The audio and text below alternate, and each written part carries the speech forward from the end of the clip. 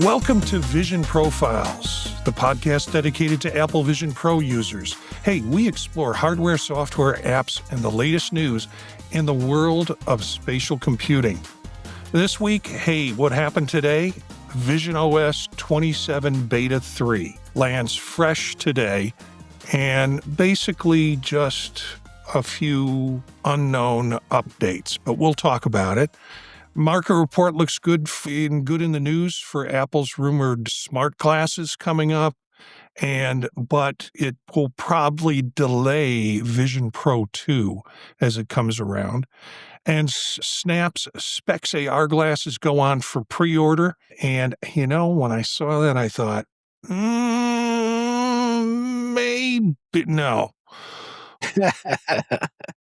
Yeah, I mean, the down payment's not the thing. It's the full payment and the fall that's the thing.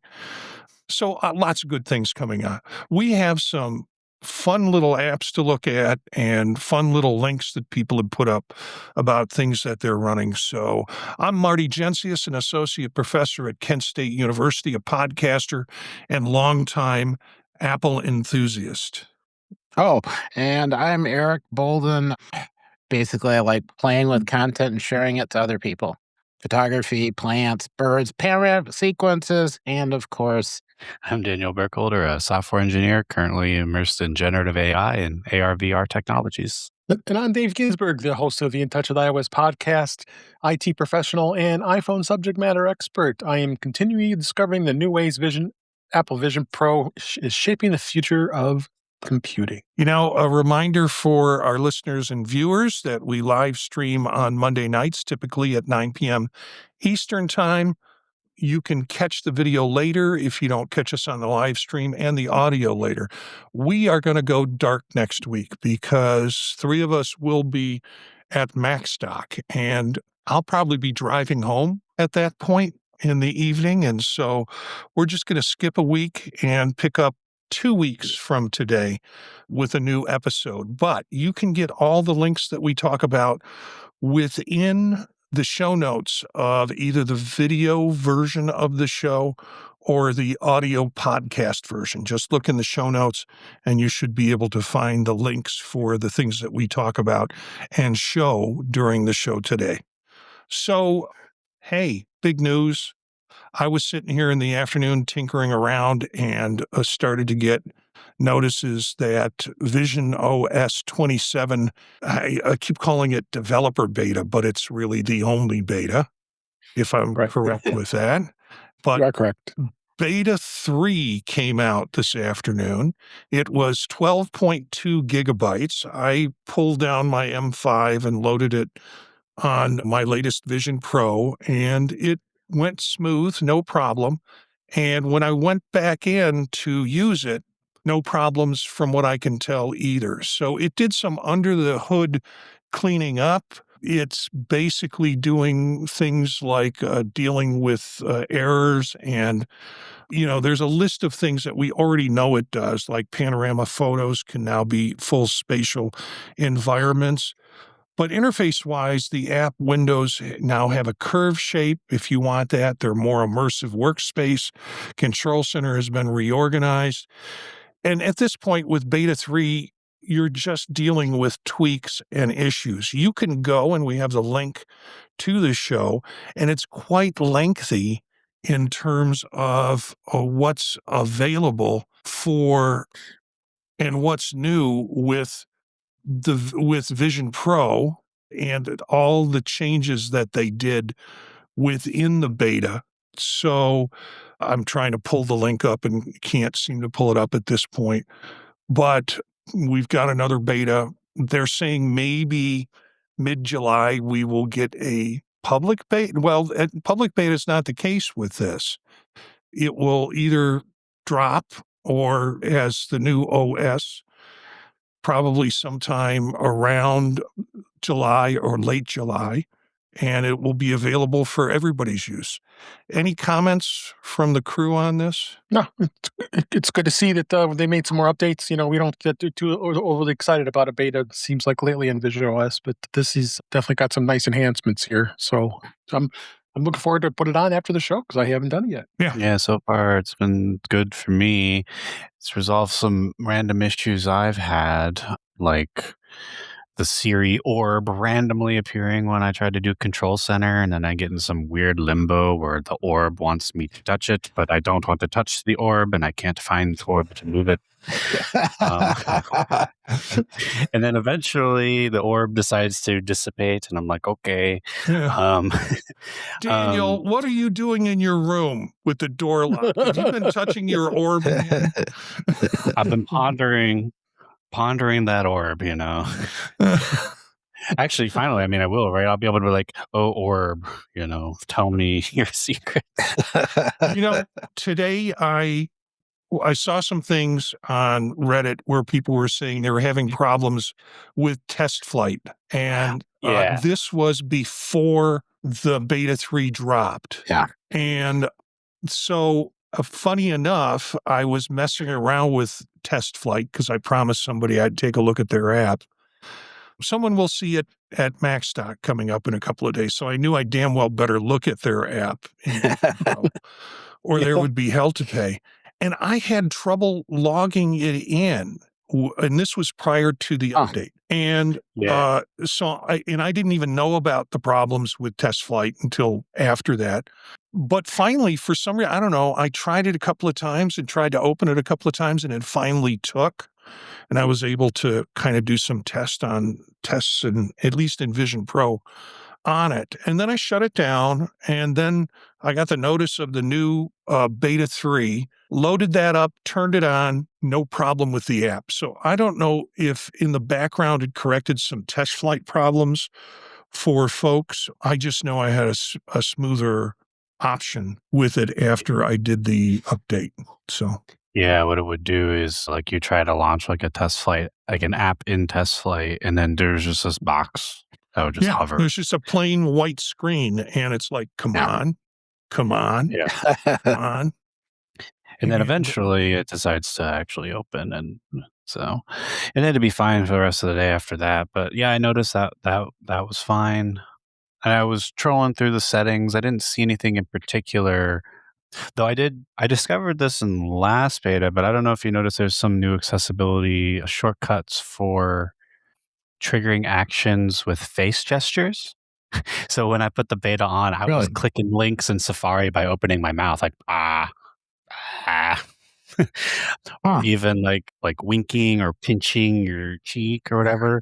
You can set up some actions to do like clicks and whatnot, and that's cool. I mean, Apple's always ahead on accessibility things. I gotta appreciate that. I finally found the link, and I didn't put it in my setup, but I found it and put it on. So for those who are viewing the video, you can see these are the beta release notes, beta 3 release notes. And usually these things are short.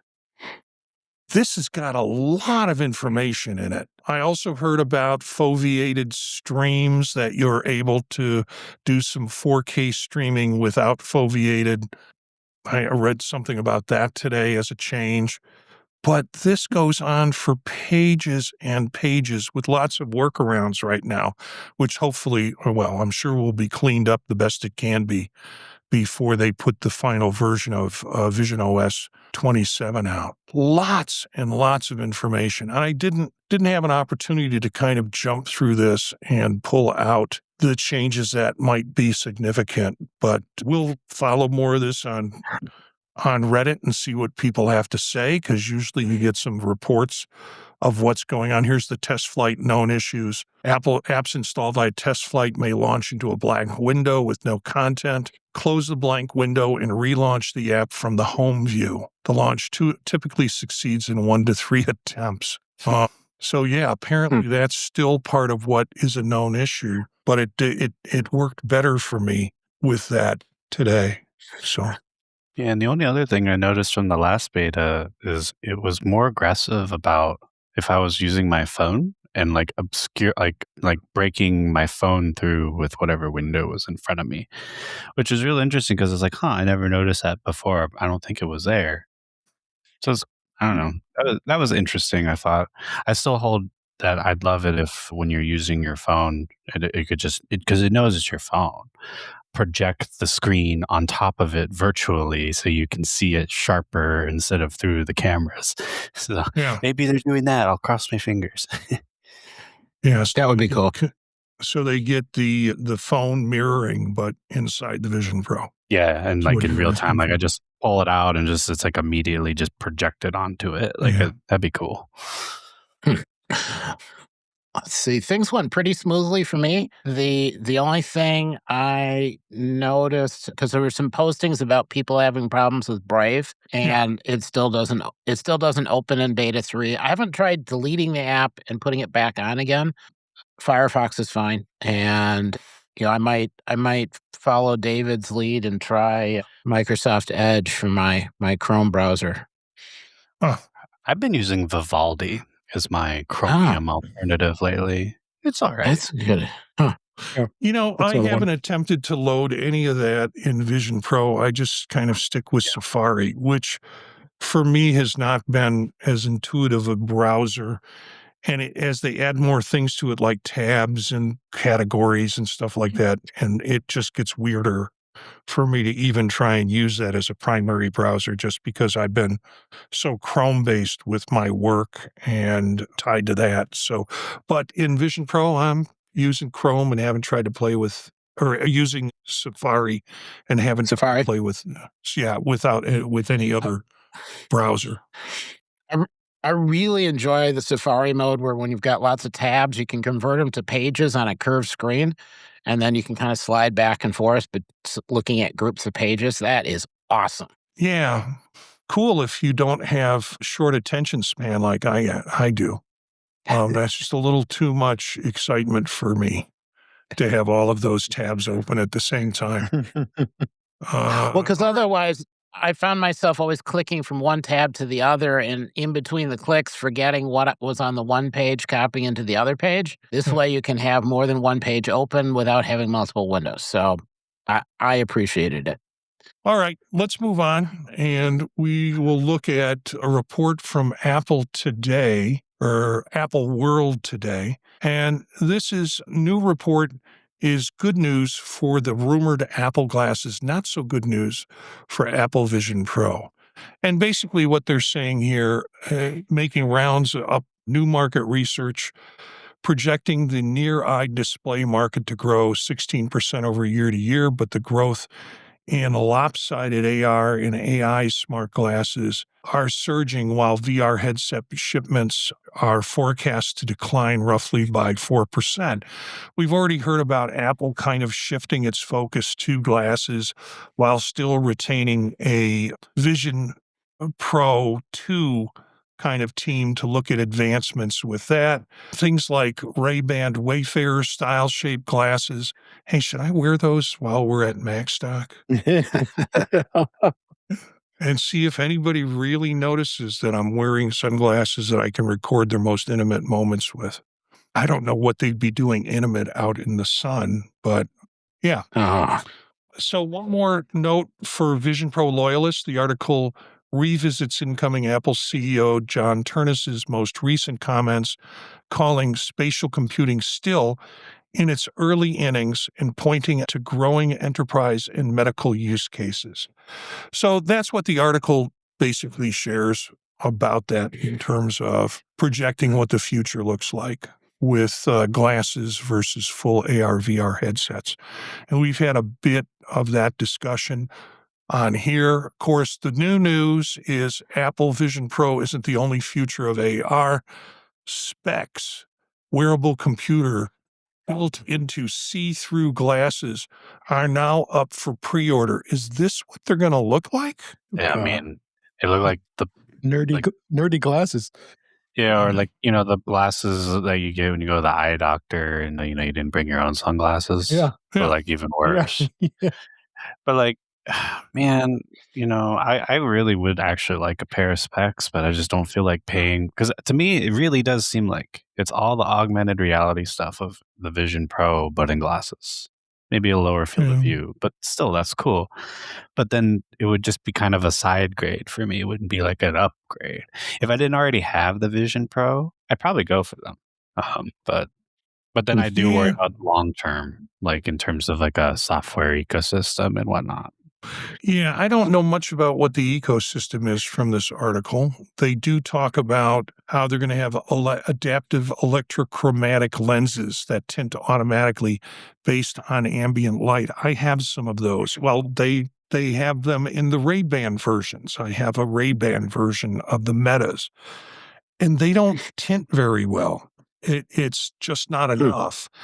And the transition is too slow for me. And I don't, I've had transition lenses that are not AR, VR glasses, and the transition works okay, but it never gets quite dark enough for me when I'm out in the sun. So that's a piece of it. Full day capability.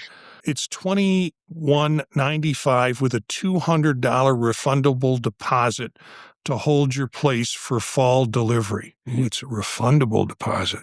Ooh. But, just like Daniel said, this would wind up being a side piece if you want to use a relationship analogy. This is the thing you got going on the side.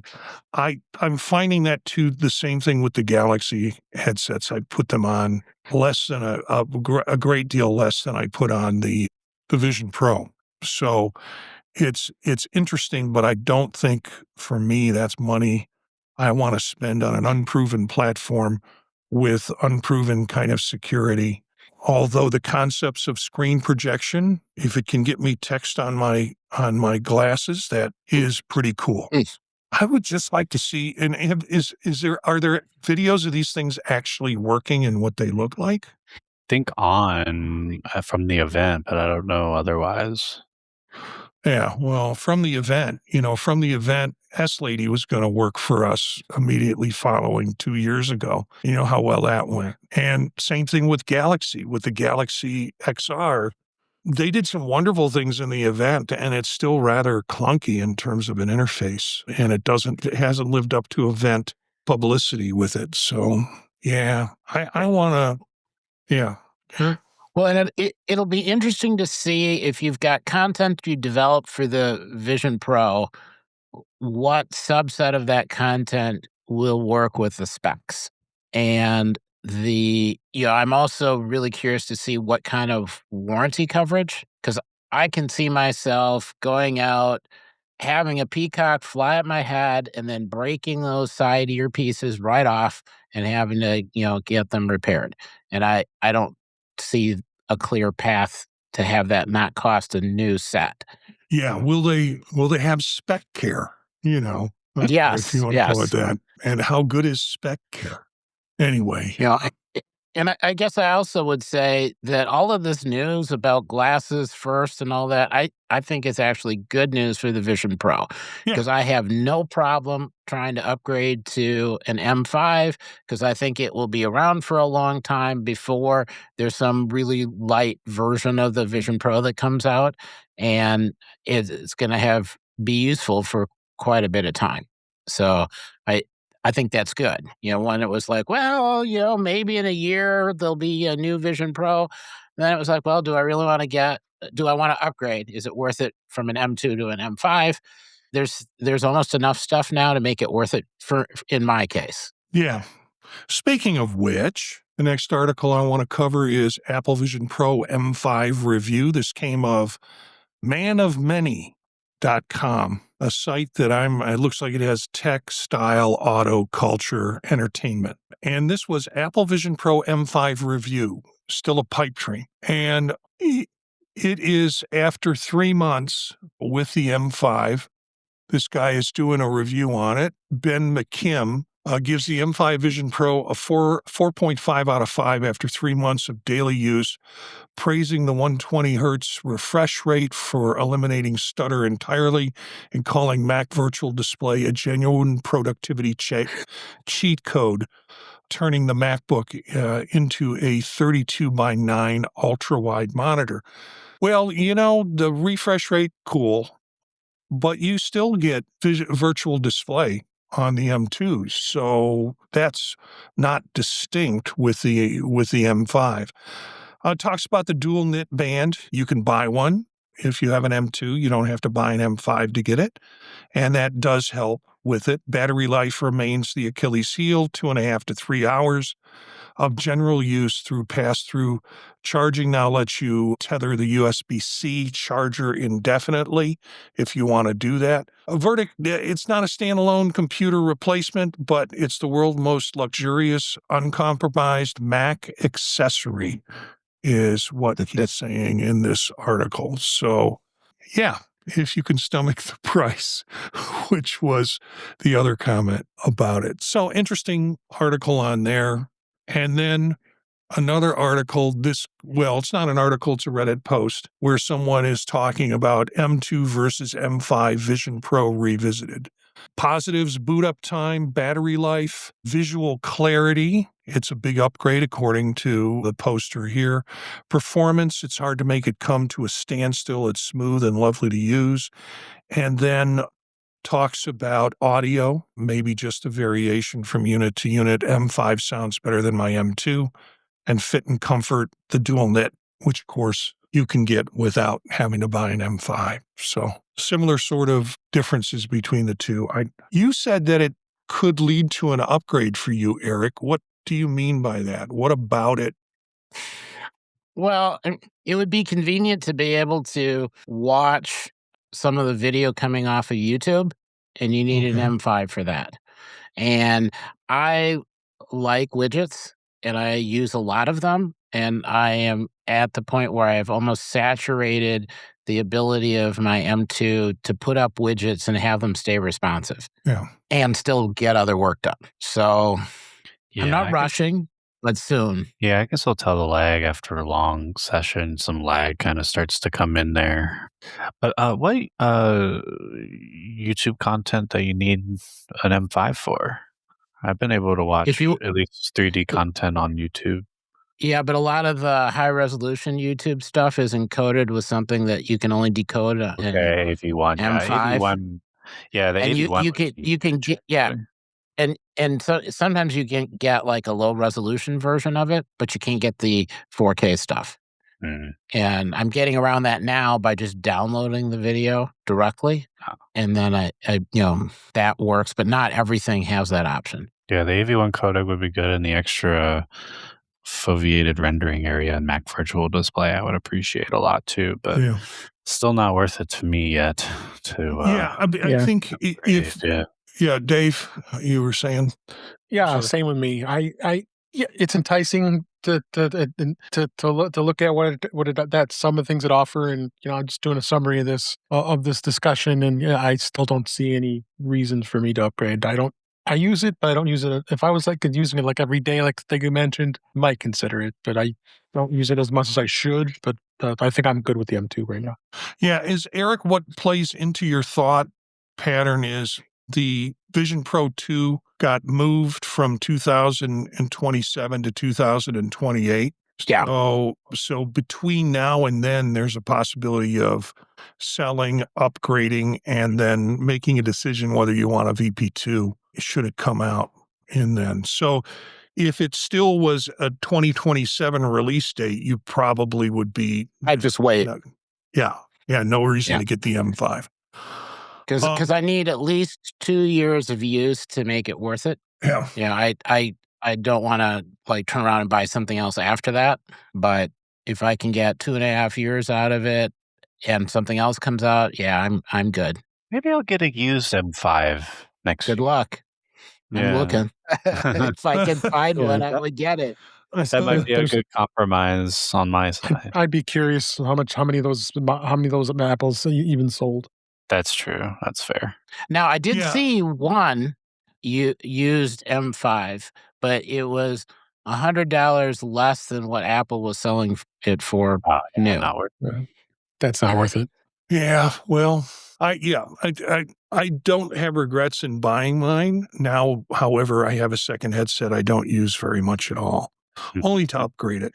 And I'm too damn stubborn to give it to my son. Not that kind of meal ticket. Nah.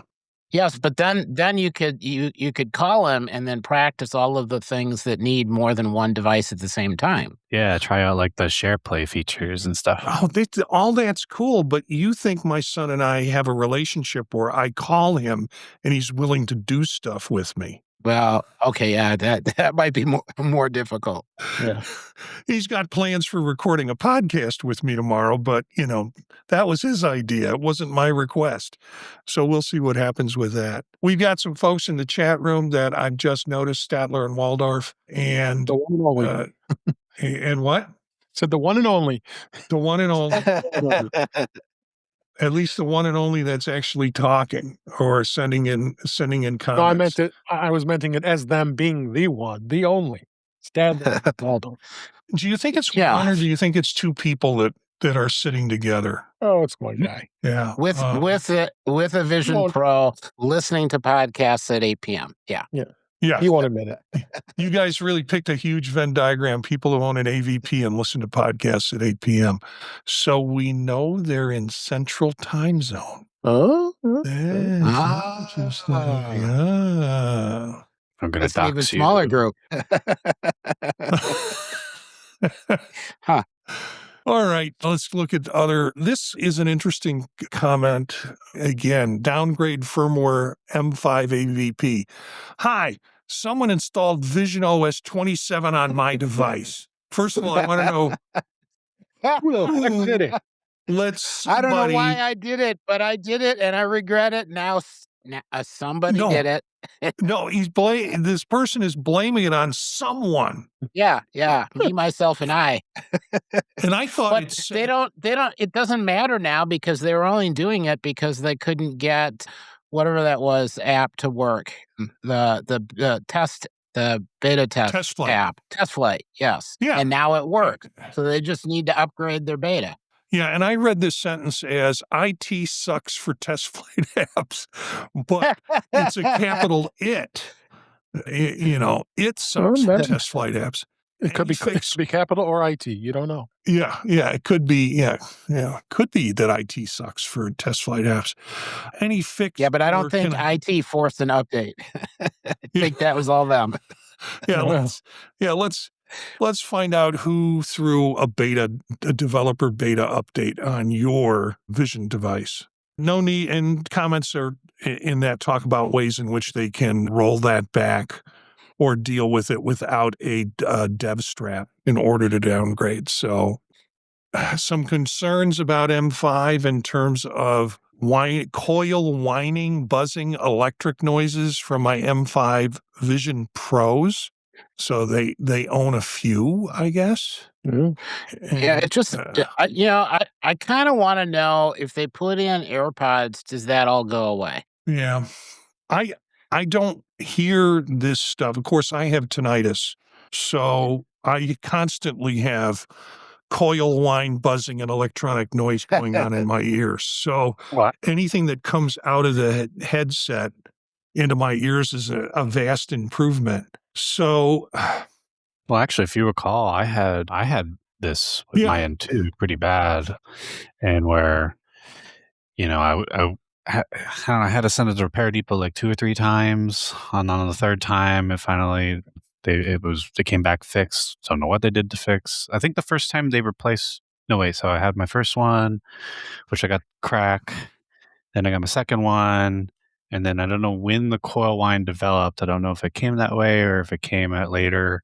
But then, it's Repair Depot again. They couldn't reproduce it. And it's like, yeah, I know you're not going to be able to reproduce it. I have stupid good hearing. And then did it again. And I'm at the store. And then we swapped out like 3 different audio pods. And I could still hear it each time. So it wasn't like on the audio pod. And in this most recent time, it's good and fine now, thankfully. Because it's like, was worried if because it's when especially if it's something like so high pitched, and that's really people can't hear it, then you start to seem crazy. But it's like, no, I know I'm not, man, because I can hear it. I can put AirPods in, or like I could I maybe put them in somebody else so the sound's going to them for sure, and then I still do stuff in their face and I can still hear it. Yeah, it just makes you seem crazy. I mean, and I'm sitting there in the mall trying to test it out, moving a window back and forth because you can hear the coil whine react as you shift. Yeah. animation on screen. So if you were wearing AirPods, could you still hear it? No, because it would be playing audio, but like that's why I said like I would to sanity check, like I'd just like hold my AirPods so it thought they were in my ears and playing audio through them. But then then I could still hear it.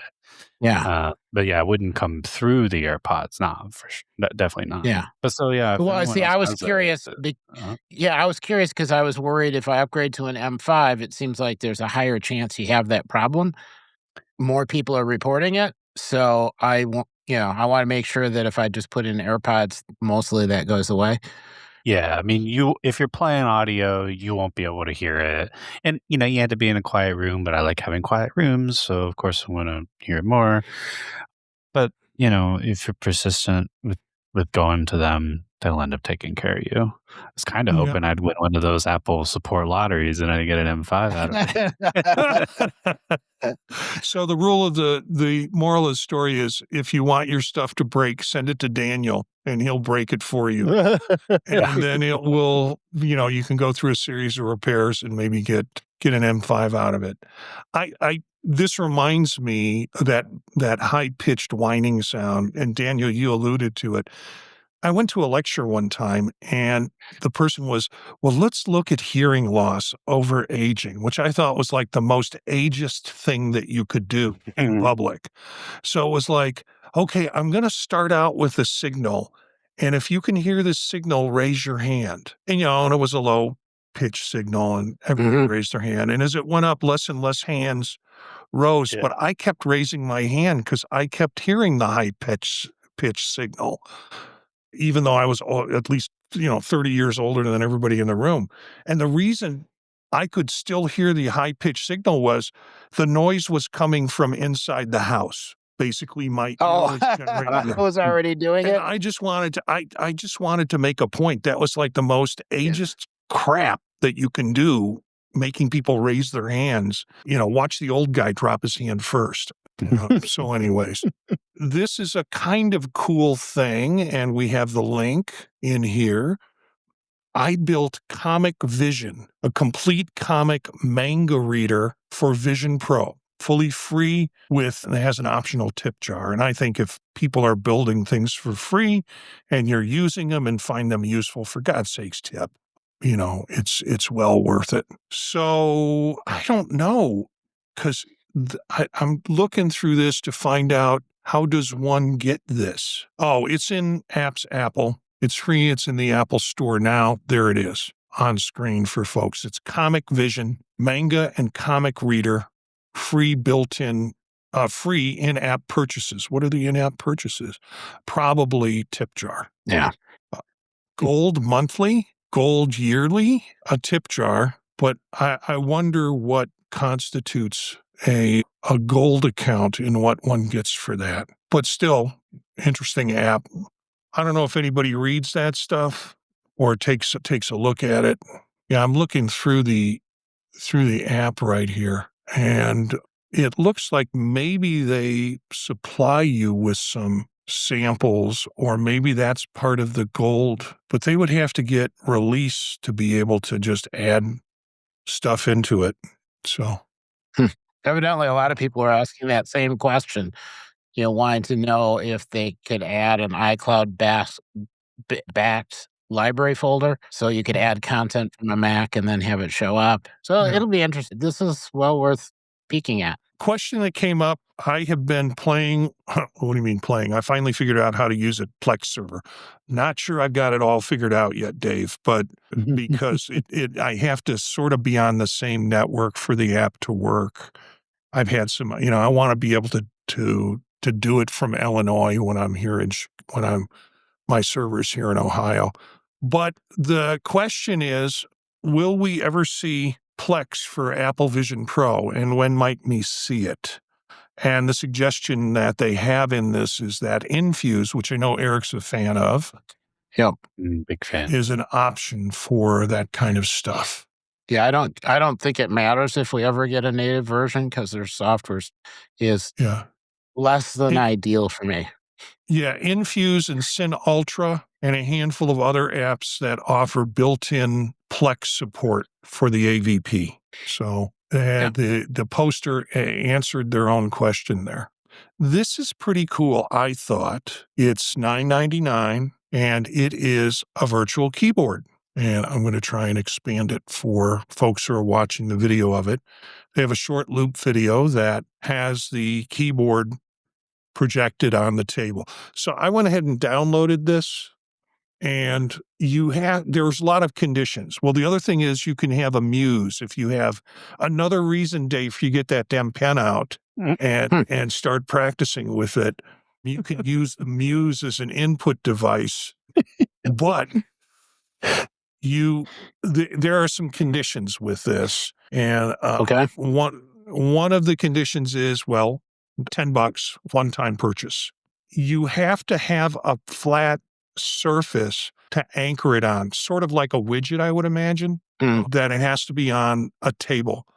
And there is a companion app that you have to load on your whatever Mac you're using. The companion app is free and it's available for loading. And I got that far and have not loaded it, but I do have this app in my VisionPro. So it's interesting.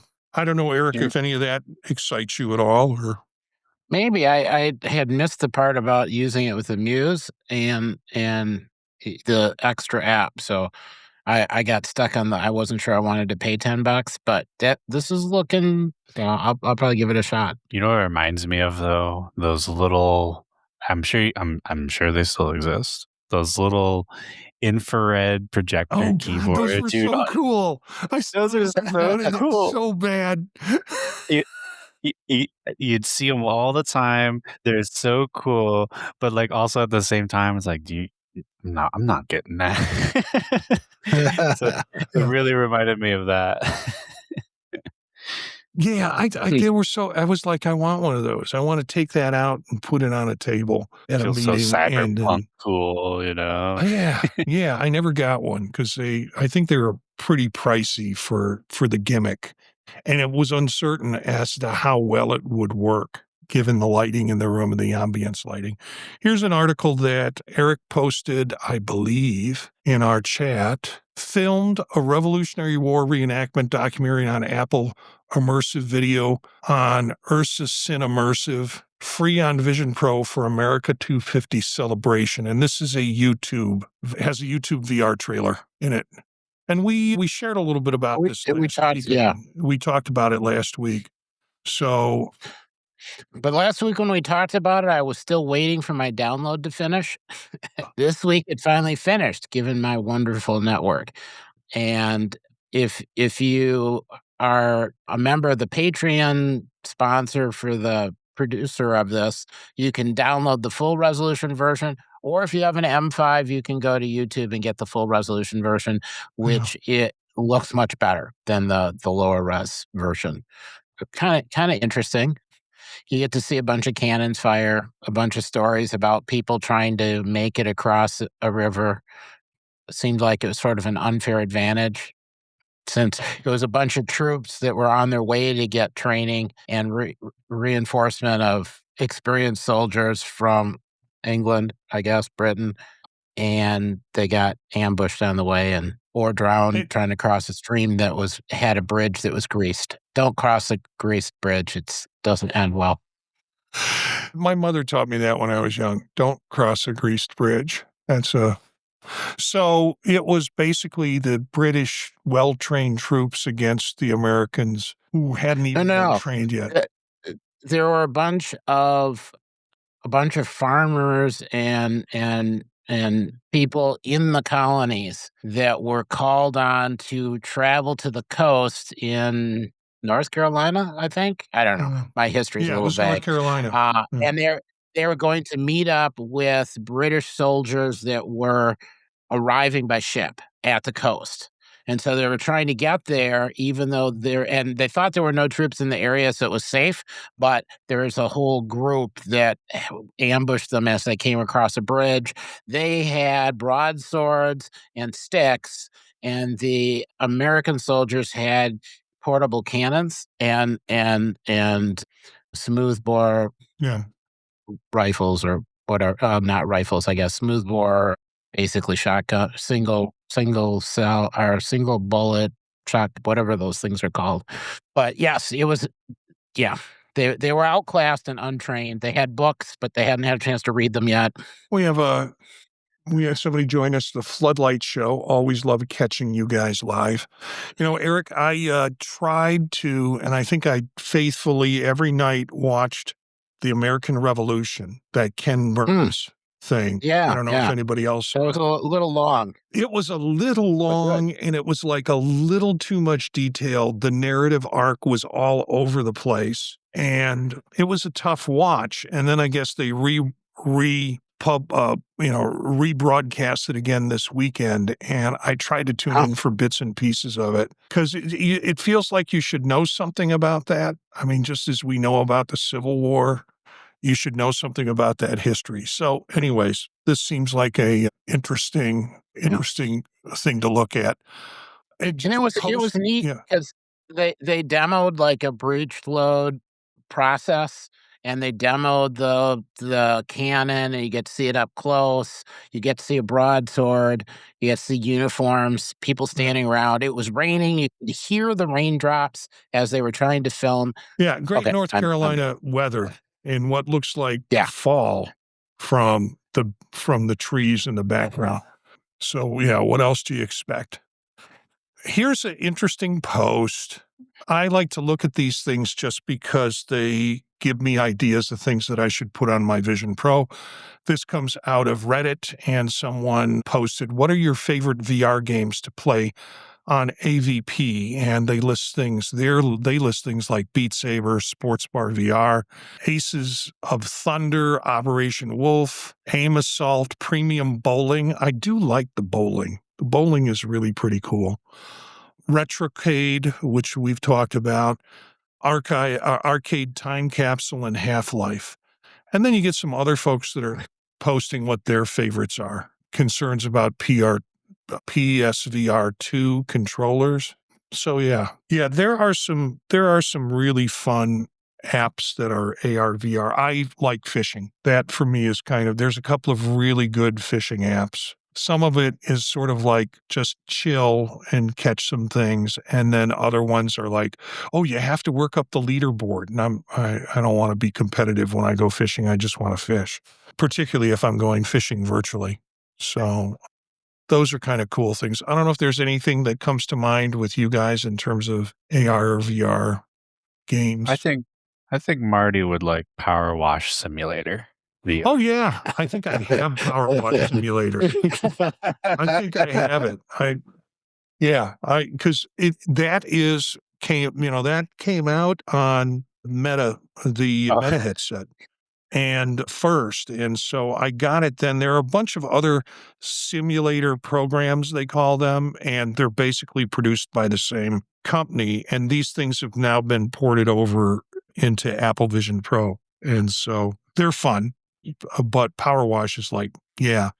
They should have like a mowing the lawn simulator where you can just score based on how good the pattern you got going on is. Yeah, and you can just, you don't have to, all you have to do is move your hands or do a gesture to move forward without actually having to walk, and it does the virtual lawn around you. Oh, actually, Brian says he loves Power Wash Simulator. So there's some augmented reality games on the Vision Pro, like to vacuum and like collect coins while you're vacuuming in your house or whatever. That, but mowing the lawn. Though I can't imagine. I'm not. I'm gonna. Let's just say I get really sweaty really quick. Wearing the Vision Pro, I'm mowing the lawn. Yeah. Well, see, what I want is mowing your lawn while shopping in a grocery store, with a shopping cart. You're going along wearing a Vision Pro in public, going on, and the grass is growing up, and you have to go down the different. That appeals to me. Eric, what color is the sky in your world? Because you have such interesting needs. I just, it gives you something else to stare at on the ground instead of just concrete, or tile. Okay, so now I'm going to put you on the spot. You need to try acid.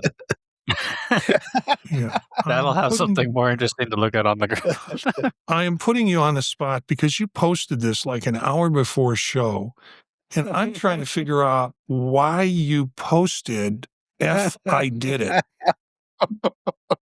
For the comments, because the comments are actually good. Okay, so It's all the comments. So somebody like just got picked up a Vision Pro, and then the first comment was "Congrats, welcome to the club," and then everybody's telling him what he should do with it, and it was kind of neat. Like, use it for exercise on elliptical or rower. Change the background, watch VR 180, and so you've got something there. Do the dishes with your Vision Pro on, and it's more entertaining. I'm not sure how you get your dishes clean if you're watching a video in Vision Pro, but whatever. Mac Virtual Display, and go out and buy an Insta360 or VR 180 camera. Capture the moments, relive them later on while you're doing dishes, I guess. Install ML Sharp and convert your photos to 3D, and view it with a splatter viewer so you can kind of walk around and see behind the subjects of your pictures.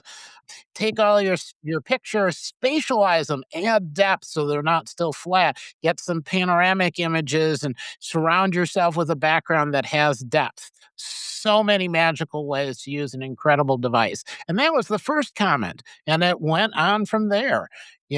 Get Test Flight, and then a whole list of things to try. Watching 4K Blu-ray or 3D movies in an ultra IMAX style environment is glorious. And then somebody posted, "Well, I finally pulled mine out of the closet yesterday. I watched Metallica for the 100th time, and I'm hoping my wife will let me get tickets." And there was a whole separate stream about what you should really do with that, and I'm not going to go into that. And then somebody says, "Well, don't rear end anybody on your way home."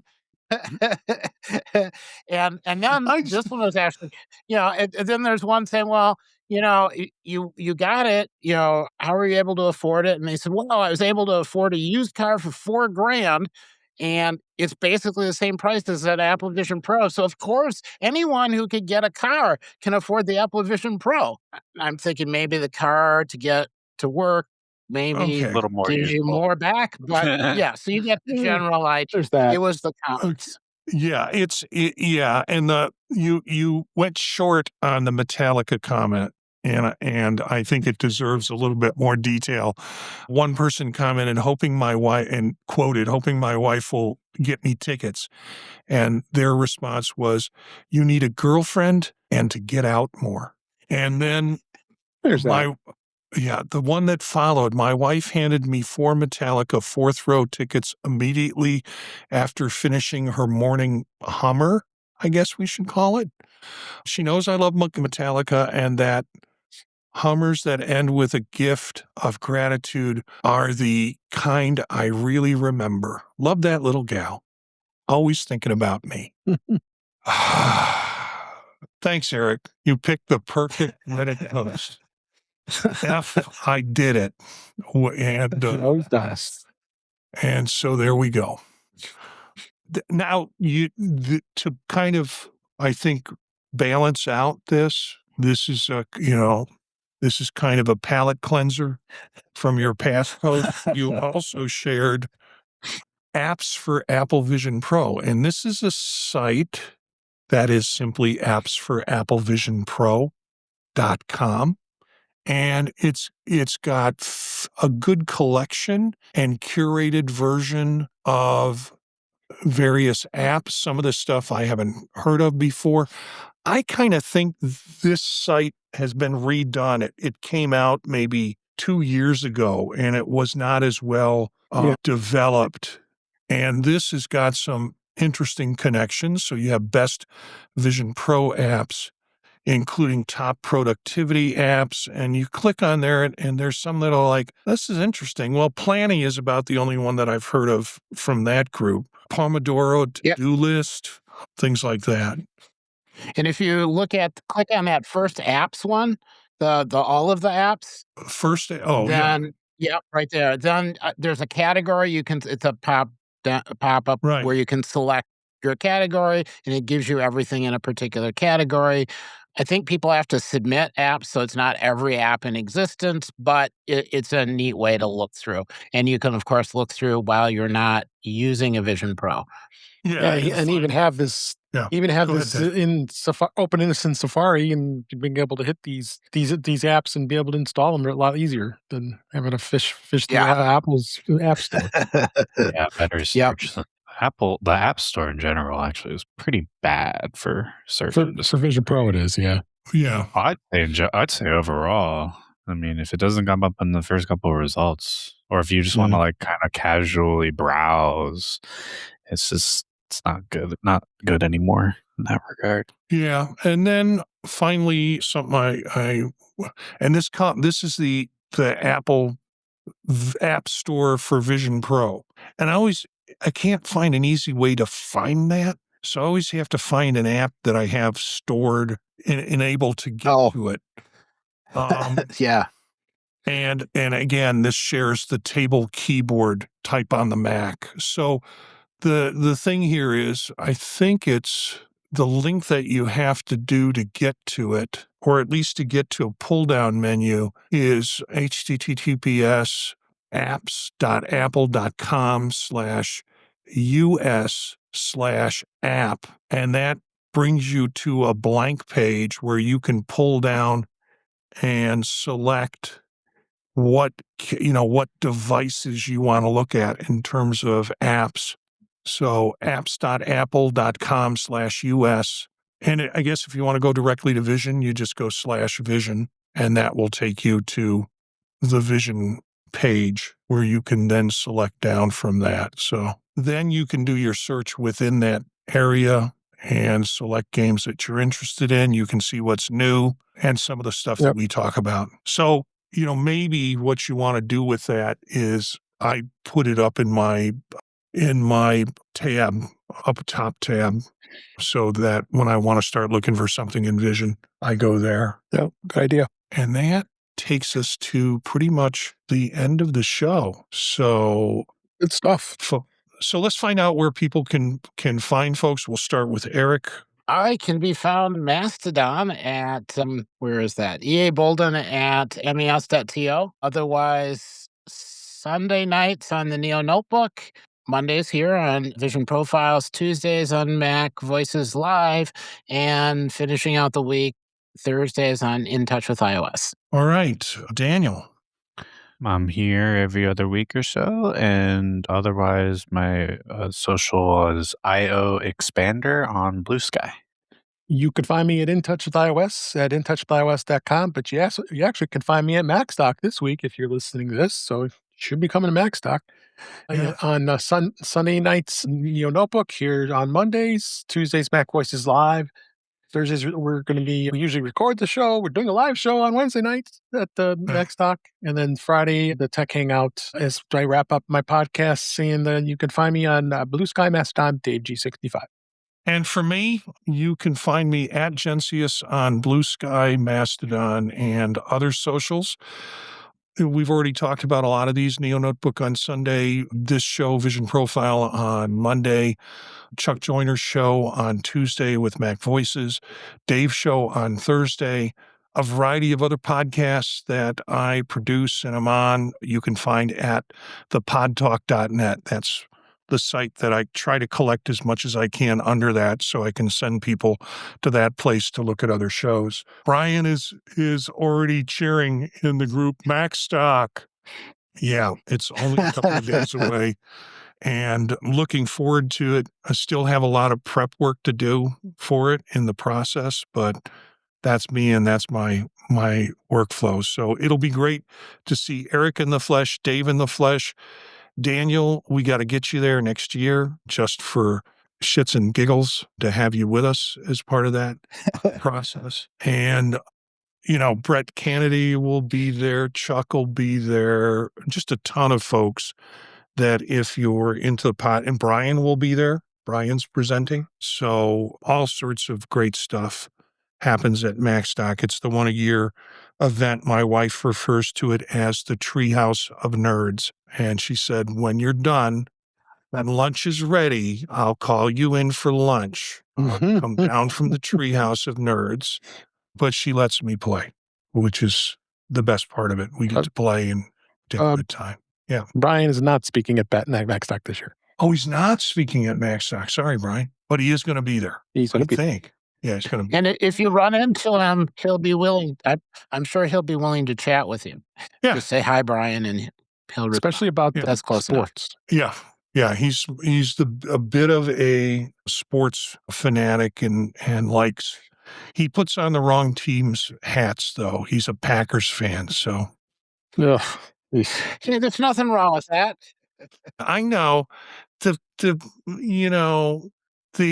people are the real owners of the Packers. Yeah, put that cheese hat on. Yeah, that one share, it's worth nothing. Jenny's the part owner. Yeah, have fun. So let's wrap it up. This wraps up another VisionPro show, and thank you for joining us on Vision Profiles. Thanks to the folks in the chat room, Brian and Statler and Waldorf were in the Floodlight show, who said, always love catching you guys live with a smiley face. Thank you.